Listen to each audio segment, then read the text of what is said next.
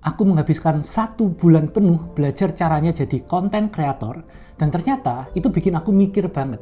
Jangan-jangan ini bisa jadi karir utama aku, guys. Jadi sebelumnya sedikit konteks, di tahun 2025 ini aku mutusin untuk belajar satu hal baru setiap bulannya. Dan di bulan Januari kemarin, aku spend waktuku untuk belajar cara jadi content creator, baik dari beberapa buku-buku ini atau dari masterclass, guys. Jadi di video ini aku mau rangkum semua yang sudah aku pelajarin jadi 4 poin penting yang bikin aku yang sebenarnya orang introvert ini mau memulai karir jadi seorang content creator, guys. Poin nomor 1, fake urgency. Jadi mentorku pernah bilang kalau manusia itu tanpa ada suatu paksaan mereka nggak akan bergerak, guys. Dan itu benar.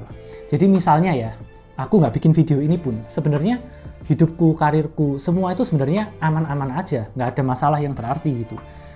Tapi dengan pola pikir seperti itu, banyak calon-calon konten kreator hebat yang harusnya dia bisa bikin konten untuk menginspirasi orang atau untuk mengekspresikan dirinya, akhirnya mereka jadi malas bikin deh, karena nggak ada paksaan.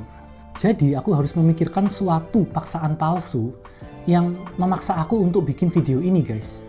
Yang kalau misalnya aku nggak bikin video ini, itu dampaknya itu harus fatal banget gitu. Jadi akhirnya setelah beberapa hari mikir, aku ketemu satu urgensiku, yaitu fakta bahwa manusia tidak akan pernah bisa menebak kapan dia mati. Contohnya, beberapa hari kemarin ada pesawat yang tabrakan sama helikopter. Itu kan nggak ada yang bisa menebak ya kalau kejadian itu akan terjadi. Nah, dari situ aku mikir ke diriku sendiri, kalau misalnya aku dalam waktu dekat ini mati, karya apa yang sudah aku bikin di dunia ini? Jadi ini bukan berpikiran buruk ya, tapi ini tuh memberikan urgensi yang mana aku harus mulai ngonten dan mulai berkarya mulai dari hari ini. Bukan besok, bukan bulan depan, bukan tahun depan.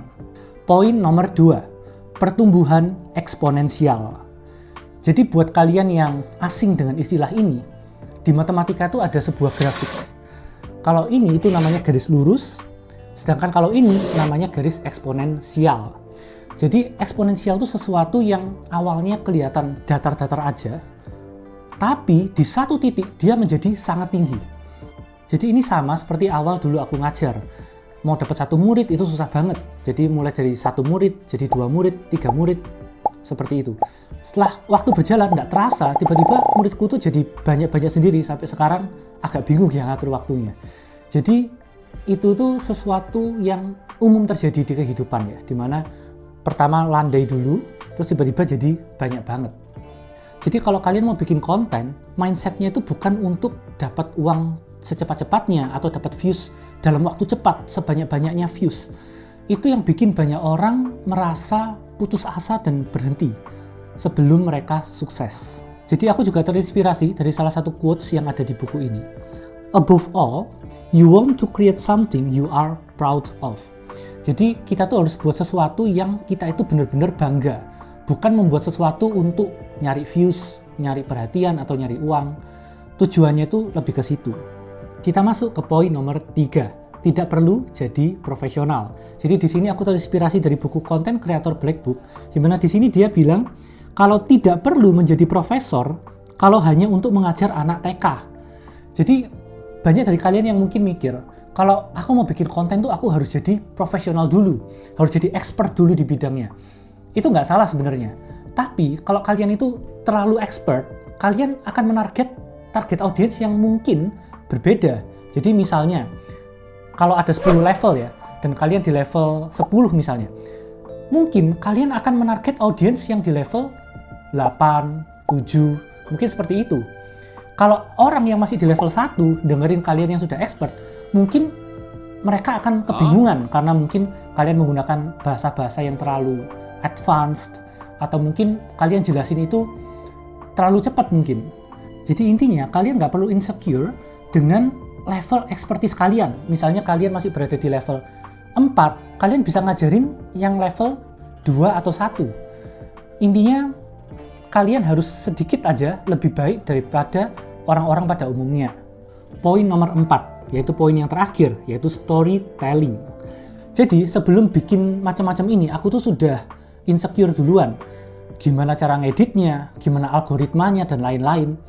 Tapi tiba-tiba mentorku tuh nyadarin aku, sebenarnya yang penting itu storytellingnya nggak sih? Dibandingkan semua teknis-teknis ini gitu. Jadi kalau kalian mau bikin konten, yang sebenarnya dilatih itu adalah public speaking atau cara kita bicara. Dimana aku tahu mungkin beberapa tahun lagi kalau aku tetap konsisten bikin konten ini, aku pasti akan merasa video ini itu sangat belepotan banget dibandingkan aku yang nanti di masa depan. Tapi intinya storytelling itu sesuatu yang dipelajarin by doing. Jadi learning by doing. Kalian nggak bisa mikir kalau misalnya kalian harus siap dulu storytellingnya baru kalian mulai ngonten. Akhirnya kalian nggak akan pernah mulai, guys. Oke guys, jadi itu aja 4 poin yang sudah aku bahas di video ini. Mulai dari fake urgency, pertumbuhan eksponensial, tidak harus jadi profesional, sama kemampuan storytelling. Jadi mungkin kalau kalian mau bahas algoritma, cara editing, dan lain-lain, poin-poin itu bukannya tidak penting ya, tapi itu bukan poin yang akhirnya menggerakkan aku sampai jadi konten kreator ini. Jadi mungkin kalian bisa lihat di video-video lain, aku mungkin bukan terlalu expert di bidang itu, guys. Jadi sekian aja video hari ini, guys. Kalau kalian suka, jangan lupa like, comment, dan subscribe supaya kalian nggak ketinggalan video-video yang berikutnya. Terus belajar untuk kehidupan yang lebih baik. Vitae Decimus.